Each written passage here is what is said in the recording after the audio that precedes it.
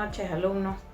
Continuamos con equilibrio hídrico en la clase de hoy y vamos a ver en qué consiste netamente cuando el agua está en equilibrio con nuestro organismo y obviamente con el metabolismo. En general, el concepto dice que para que el organismo esté hídricamente equilibrado, necesita un promedio de 60% de agua según el peso corporal de cada individuo.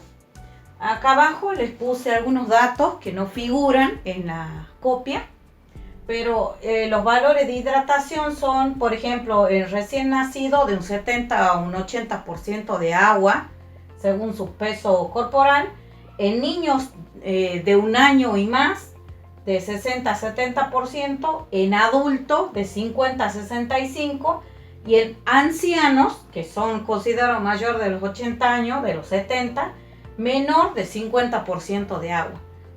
Dentro de este porcentaje, digamos, de líquido corporales de acuerdo al peso corporal, tenemos un 40% de líquido intersticial, 5% del vascular, 15% del tisular y 20% del líquido extracelular.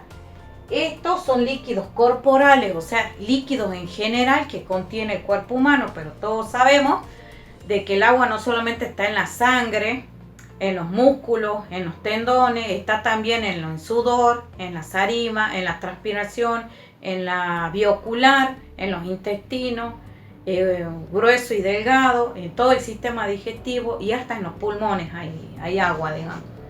Pero en general, estos son los líquidos que ustedes tienen que tener en cuenta. Para que hagamos un repaso de medio interno de la clase anterior, por ejemplo, en la célula, el líquido que se encuentra dentro de la célula se llama líquido intracelular. Esta es la sigla, LIC. El que se encuentra afuera, LS, que es el líquido extracelular. Extra, fuera, intra, dentro. Y la membrana plasmática, esta es la membrana plasmática. La membrana plasmática permite el intercambio no solamente de los nutrientes y desechos, sino también la entrada y salida de diferentes concentraciones de partículas químicas, entre ellas los iones que nosotros habíamos conocido. Y ese intercambio de entrada y de salida se llama perfusión tisular. Esta perfusión tisular es lo que va a mantener el equilibrio hídrico en perfectas condiciones, junto con la osmolaridad. La osmolaridad es la concentración de partículas químicas que tiene el organismo. Bueno, en general el líquido intracelular está en mayor cantidad que el venoso o el vascular y en mayor cantidad que el intersticial o tisular. Tisular es el líquido, o intersticial es el líquido que se encuentra entre los tejidos. Vascular es el que se encuentra dentro de los vasos, arterias, capilares o venas. Y intracelular y extracelular es el que le acabo de explicar. Hay una fórmula también que ustedes tienen que tener en cuenta, que es esta, que es en la homeostasis, en el equilibrio hídrico. La homeostasis dice que el volumen ingresado tiene que ser igual al volumen de egreso. En general, algunos libros dicen que de 2.300 mililitros por 24 horas y otros libros dicen que es 2.500 en realidad, mililitros por 24 horas. Que me respondan 2.300 o 2.500 está bien, digamos. Es decir, que nosotros tiene que ingresar diariamente al cuerpo un volumen de 2,25 litros o 2,5 litros de agua. Y si entra esa cantidad de agua, tiene que salir la misma cantidad de agua. Eso es lo que se llama homeostasis hídrica y que mantiene este equilibrio y hace que la perfusión tisular mantenga todos los líquidos, digamos, en equilibrio. ¿Cuáles son los líquidos que debe ingresar? Bueno, no solamente a través del mate, del té, de agua que tomamos, las comidas también tienen mínima cantidad de líquidos, pero las tiene.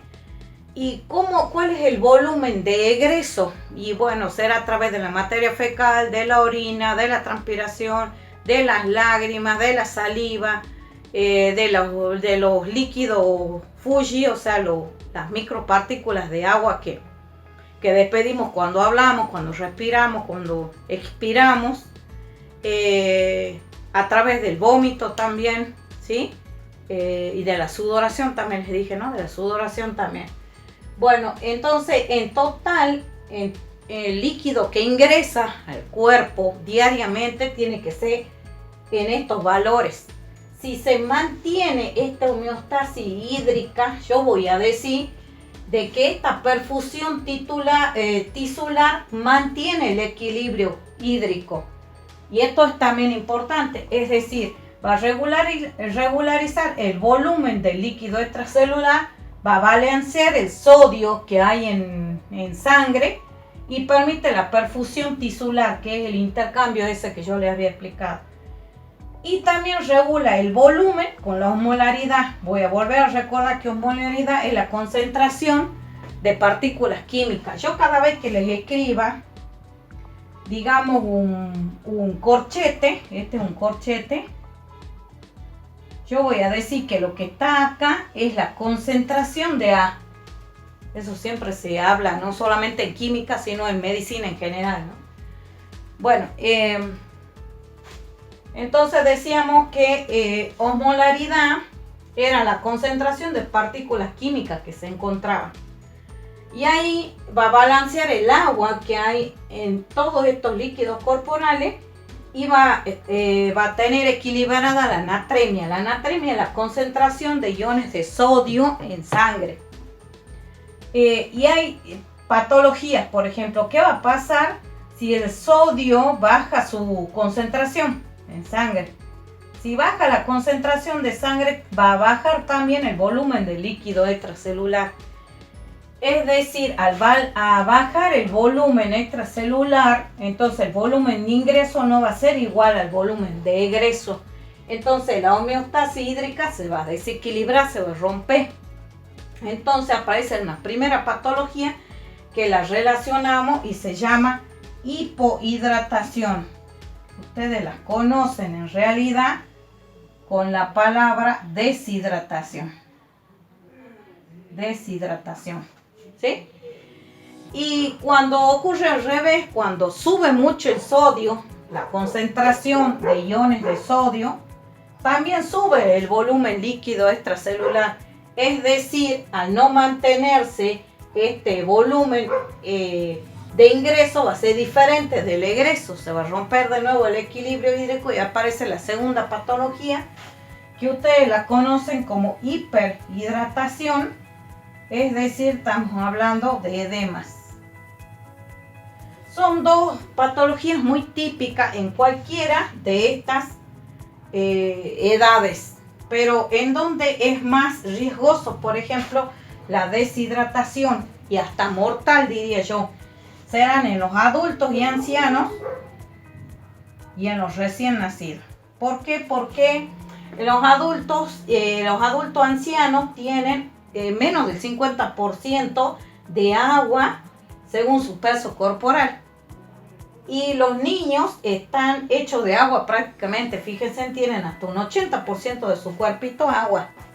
Por la superficie corporal de los recién nacidos muy chiquita. Y entonces hay más líquido que en realidad masa muscular. Y en el anciano no tiene tantos movimientos y tantas actividades como lo tiene un adulto, ya sea hombre o mujer, digamos, en una edad pico de unos 40 hasta unos 60 años, que trabaja, que estudia, que mantiene actividades físicas, actividades mentales. Entonces todo eso produce un desgaste y hace que este equilibrio hídrico a la homeostasis se mantenga constante, digamos. Pero acá al anciano también se le suman las patologías propias de la edad. Entonces la deshidratación es un poco peligrosa, hasta mortal en ambas digamos, entornos de edades.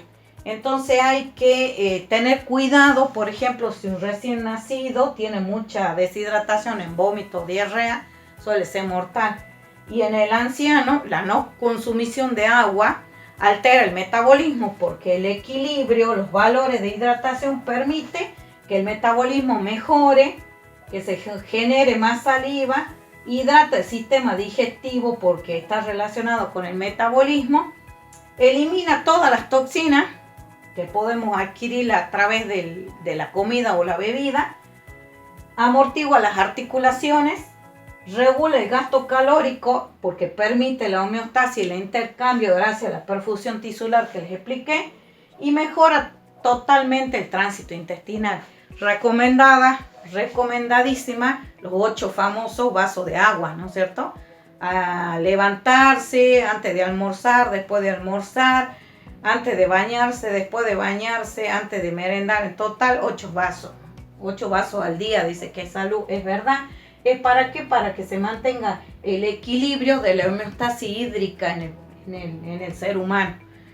Pero también la perfusión tisular tiene mucho que ver en cuando la alteración esta de la perfusión tisular altera una de las hormonas que nosotros vamos a ver en el libro, la ADH, que es la hormona antidiurética, que permite alteraciones de la hormona antidiurética, o bien ADH, también se la conoce, en forma positiva o en forma negativa. Trae alteraciones al sistema metabólico y al sistema renal. Entonces, una de las patologías es alteración del sistema renal. ¿Y cuál es lo peligroso de estas dos patologías? De la alteración del sistema renal, la deshidratación y el edema. Puede, por ejemplo, la alteración renal tener enfermedades tipo metabólicas, como por ejemplo la diabetes.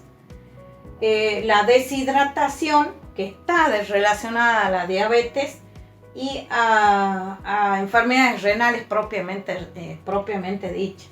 Y los edemas es la inflamación de los tejidos y aumenta el valor del porcentaje de líquido intratisular.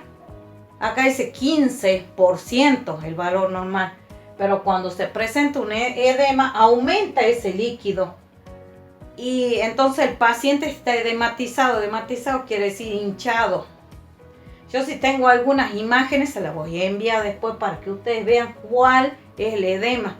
Se van a dar cuenta que un paciente está deshidratado cuando ustedes con sus dedos pellizquen despacio, no para hacerle daño al paciente, en la mano, en el abdomen, en la cara, en los brazos, en los muslos.